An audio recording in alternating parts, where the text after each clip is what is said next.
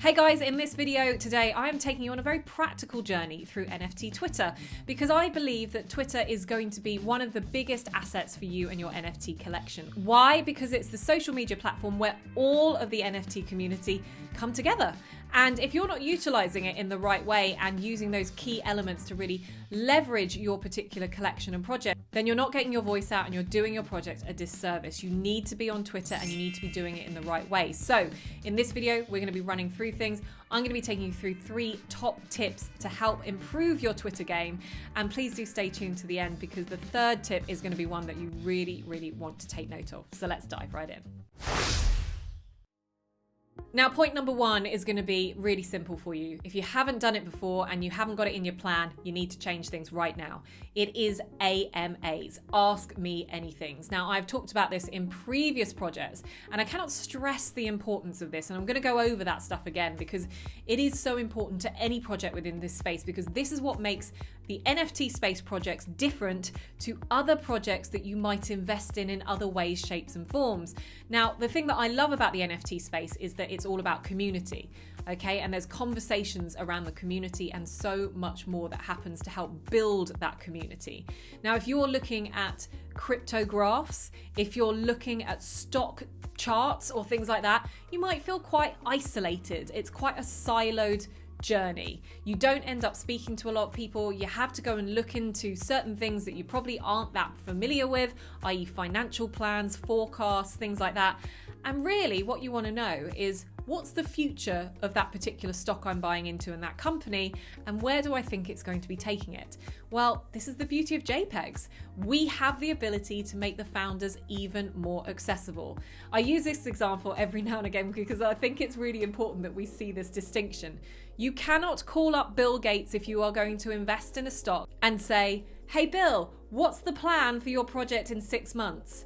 I'm pretty sure he's not going to answer the phone, people. But in the NFT space, the founders are so accessible. They are there to talk to you, to answer concerns, to really get that feedback from you and to know how to make their projects bigger and better and to answer your questions.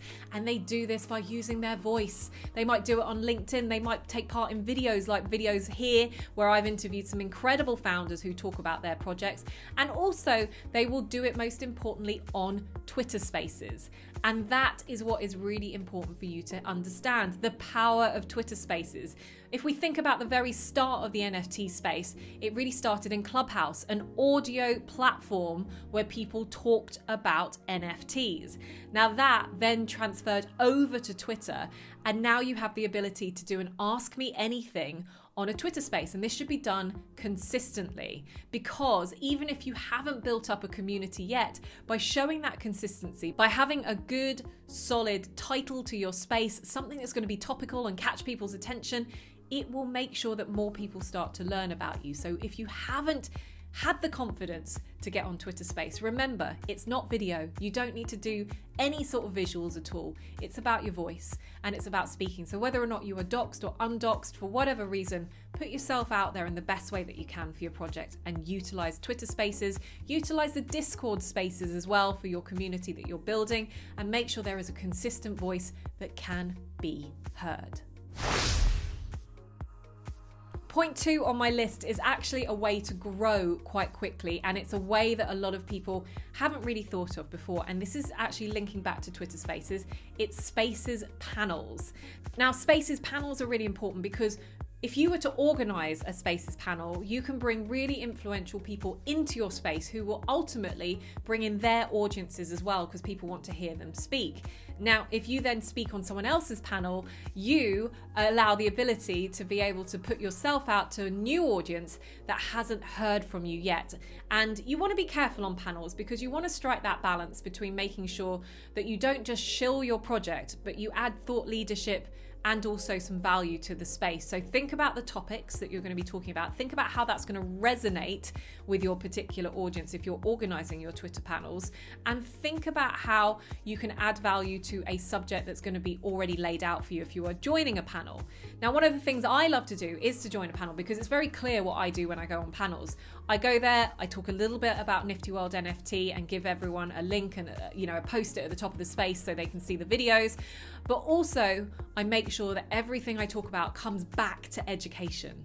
Right? So you need to think about, what is it that makes your project stand out? What do you stand for within this space? And when you're running a panel and when you're participating in a panel, make sure that you are delivering that message as well, that underlying message of who you are and why you're here, and bring things back to that, because it's important to know how to bridge back to your original point of view so that everyone understands exactly what you stand for within this space.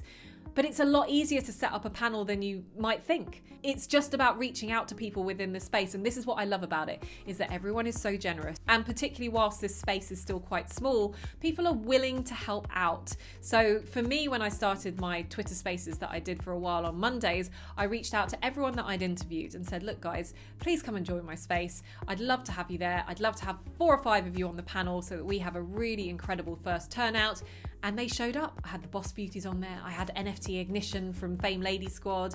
You know, I had some amazing people that really joined, and with them brought some incredible communities that could see what I could do as a host and what I could do to talk about education within the space. And I think you guys can take that same advice and do it too.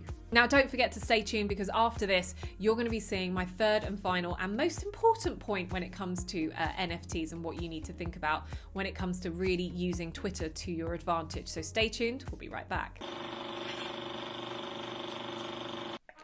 Oh, hello, you've just caught me on another NFT break. Well, whilst I've got you here, I just wanted to let you know that we're really pleased to say that we've partnered with the Tezos ecosystem for this video. Tezos is the blockchain that you can build, play, and collect on, and its ecosystem is home to developers, creators, and innovators from all around the world.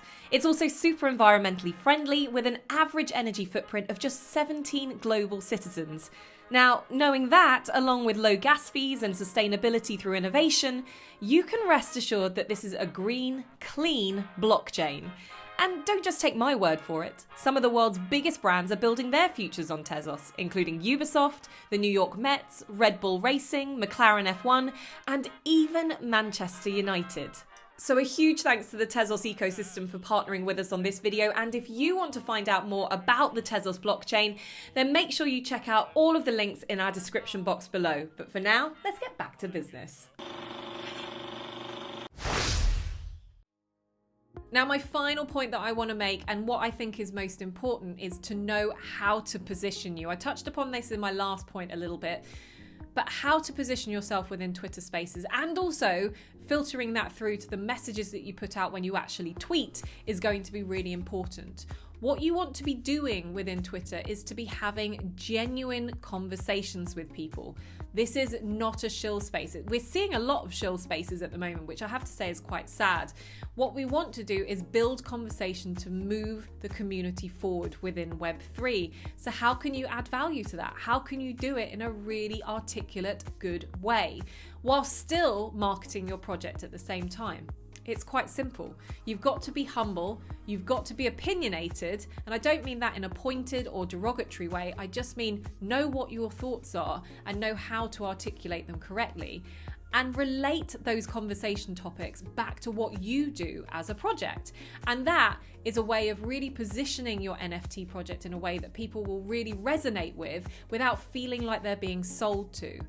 You should also prep yourself for thinking about how to answer difficult questions, and this is something that you can turn to your team for quite easily. Your team, if you have one, should be there to help, and if not, maybe just turn to your friends and family or anyone that you've talked to outside of the NFT space about the project, or maybe a few key people within your project, as in wallet holders, and see what they think works and what doesn't, and what they're not happy with and what they are happy with, and make sure that you've got a solid, aligned answer to make sure that your tone of voice and everything along those lines is going to be really suitable to give an articulate, strong answer and put yourself in the best light.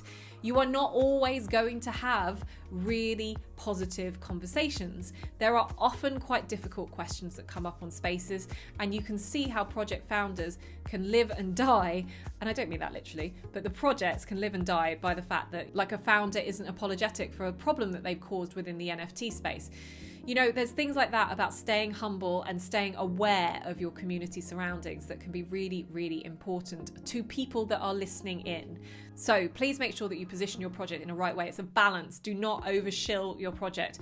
Make sure you provide thought leadership and make sure you provide value to the people. Know your audience, know what you're talking about, and make sure you give them a lot of good insight as well. Well, there you have it, a whistle-stop tour in how to utilize NFT Twitter to your advantage. There's lots of great things about Twitter that can really, really work for you. It's a great place to start as a project, and I think if you can really nail it and show that consistency and show up for your community, you're going to give them a voice of your project that they can trust and feel accepted into. So thank you so much for watching. If you need any more help, then why not check out videos like these? They're all here to help make your projects bigger and better within the space, and I hope they do just that. So until next time, thanks again, and I'll see you then.